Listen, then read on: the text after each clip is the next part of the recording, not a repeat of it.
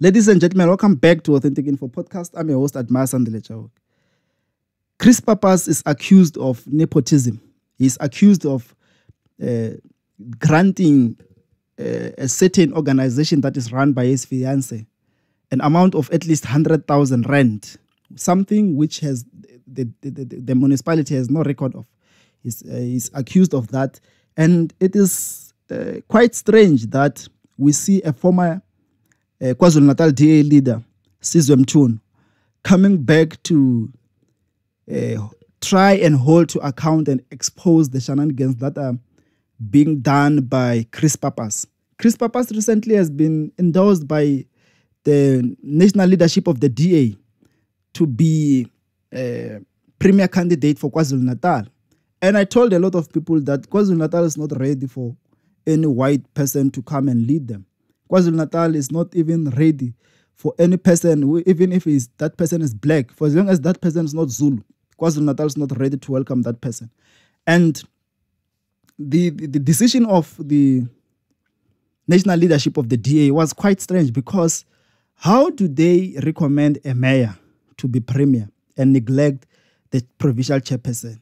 It didn't make sense to me, but understand that the national leadership has such powers to decide who becomes mayor where and who becomes premier where. So they were exercising their powers. But from within the DA, someone comes to say, this man is not that clean. He's involved in nepotism. Because in politics, what's interesting is that someone can be involved in corruption that involves billions of rands, and then they will be caught in that 30,000 rand corruption, and it's going to unveil everything else. So is this the downfall of Chris Pappas before he even rise? Because he's been on the news, and maybe in the DA, there are some leaders who are intimidated by this white boy who's very young, who speaks Zulu very fluent, who visits the king, who 75% of Umgeni, the Zulus who are in Umgeni, who constitutes 75% of the population of Umgeni, loves so much. So is there a threat that he posed?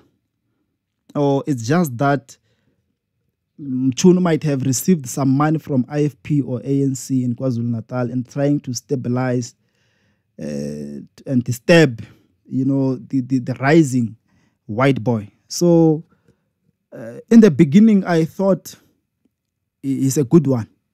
And I thought he was going to contest and be competitive. But we know that KwaZulu-Natal is very conserved, in their culture and traditions. And the Zulus are very united. And the IFP on the other side, having lost their founding father, Mangosuthu Buthelezi, who led the party for more than 6 decades. So they have to do something for him come 2024. I am 100% sure that what we saw in local government, when the EFF lost, when the ANC lost a step by failing to protect Zuma not to go to jail, they lost it. And then the Zulus, because the ANC betrayed their people, their leader, they left to give power to the IFP. And if the ANC is going to fail to convince Zuma to mobilize and canvass for them in 2024, it means that there won't be any room for leadership for the ANC in KwaZulu-Natal. All the Zulu votes will go to IFP. And IFP stands a chance to lead KwaZulu-Natal in 2024 because they will be doing it for Mangosuthu.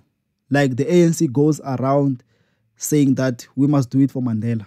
They will be doing it for Mangosuthu, and they might emerge victorious in that province. So Pappas, on the other hand, made a mistake. If it is true, but I'm convinced that it might be true because this comes from a former provincial leader of the DA.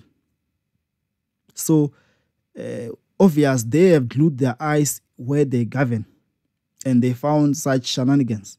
So they had to expose these things because they don't like whiteness. We know Zulu people. They can support any organization for as long as it is led by themselves. They don't have a problem with that. And they can betray any organization that betrays their own. They've done this to the ANC. And they are doing it in the DA. I believe that it is black Zulu people who are dealing with this white boy in the DA. So Chris Pappas must not be surprised. He must understand where he is. The dynamics of the politics of KwaZulu-Natal are very tribalistic and racial. It's black on black and nothing else. So while they were busy fighting over power, IFP, ANC, and then the DA want to bring a white man, there was no room for Pappas. There is no room for him to flourish in the provincial leadership of of KwaZulu-Natal. Never. He's not going to do anything. He's not going to emerge victorious. They are starting to crush him now. And if he thinks it's only this scandal, they will even fabricate scandals. They will even do wrong things and pin them on him just to crush him, destroy him. And when we go to the elections, he's nothing. Because that's how harsh politics are in South Africa. It's a dirty game. It's a dirty game, and I think the boy is not prepared for such. Because now he's crying, saying that it's the ANC who are doing this and things like that. So he must be prepared for such tricks. This is South Africa. This is the game, the politics that South Africans play. There's no fairness here. There's no fairness. So if he expect people to treat him fairly, he has entered a wrong arena and is going to go out naked. So if Mchunu, who was once the leader of DA in KwaZulu-Natal provincial, if he is the one who is holding this white boy to account and exposing that he has given money to his wife in the form of donations or grant and trying to push their organization, I think it's for tourism, which others, by the way, receive only 10,000 rand. And because his wife, Chris Pappas' fiance, is involved, they gave it 10 times the normal amount.